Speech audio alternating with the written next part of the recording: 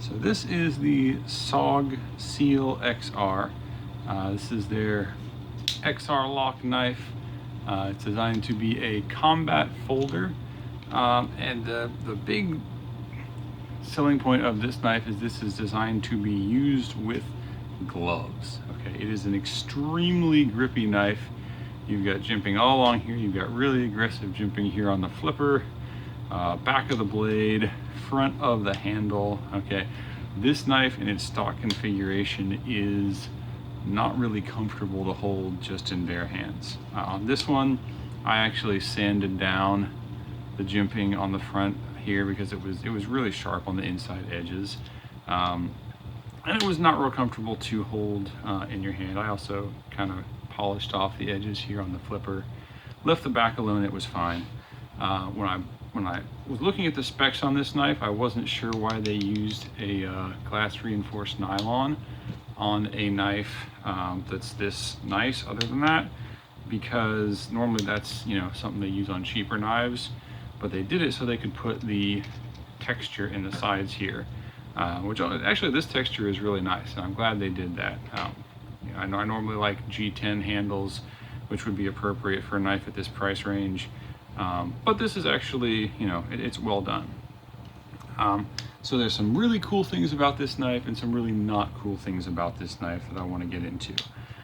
Cool things that I like: I love the thick spine on this blade. It's a very sturdy blade, and it's a nice heavy blade, which makes it work well with the XR lock. Okay, so this is a bearing mechanism, and it has just the most buttery smooth flipper action.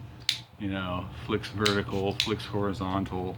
You know, if you ever needed proof of concept that an Axis type lock, Benchmade Axis lock, could be made into an effective flipper with no springs or anything, this is it. That heavy blade, just once you get it started, it just uses its momentum to flick it out really, really nice and smooth. Love the action on this knife. Like the grippiness. I like the size. I like the blade shape. You know, it feels good in the hand and it's very usable. So overall, like the ergonomics of the knife, which is not usually something I like on Sog knives. Now, the problems that I have with this knife. Number one, it's just not very good at holding an edge. This is S35 VN steel, supposedly, but it does not hold an edge like it should. My standard test of sharpness is to take a knife, you know, get it shaving sharp so it'll shave the hair off my arm, and then do 50 slices through, you know, kind of slicing through a bamboo skewer like this all the way through, and see if it will then slice all the way through a sheet of paper. You know, if I poke it in and slice all the way along the blade, and see if it will go all the way through without tearing the sheet of paper. This one, after 50 slices, it will not. It's already tearing the sheet of paper. And I knew it would do that because I had noticed with using it that this edge just does not hold up like my other knives do. I think what they've done is, since this is intended to be a combat knife, they left the heat treat on the soft side so that this knife would bend rather than break in an impact situation. But they've just gone a little too far and left it a little too soft because it just doesn't hold an edge. The other thing that I do not like about this knife is the weight. Okay, so this thing is like 8.5 ounces when you get it from the factory. It has a steel backspacer with a hammer, which you can see on this one. I actually made a micarta backspacer. I'll go ahead and disassemble it so you can see. I've got some screws out already, so I can disassemble it quickly for the video.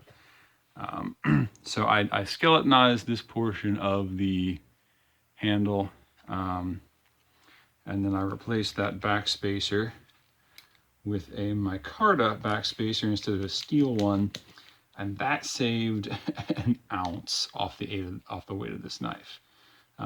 You know, it went from 8.5 ounces, 8+ ounces, to right now it's sitting at, with all the hardware, sitting at 7.2 ounces, which is a more reasonable weight for a knife, but that's still pretty excessive for a knife that you're actually going to carry on a daily basis. So I wouldn't recommend this as necessarily a great daily carry unless you wear thick BDU type pants or something. It's definitely not gonna be something that's comfortable to carry in light gym shorts or something like that. But this is meant to be a beefy knife. So if you don't mind the weight and you want a knife that'll deal with some impact, this is a great knife for that. But it doesn't hold an edge as well as your steel would indicate, and the steel that it has, and it does not, not a lightweight knife by any stretch of the imagination.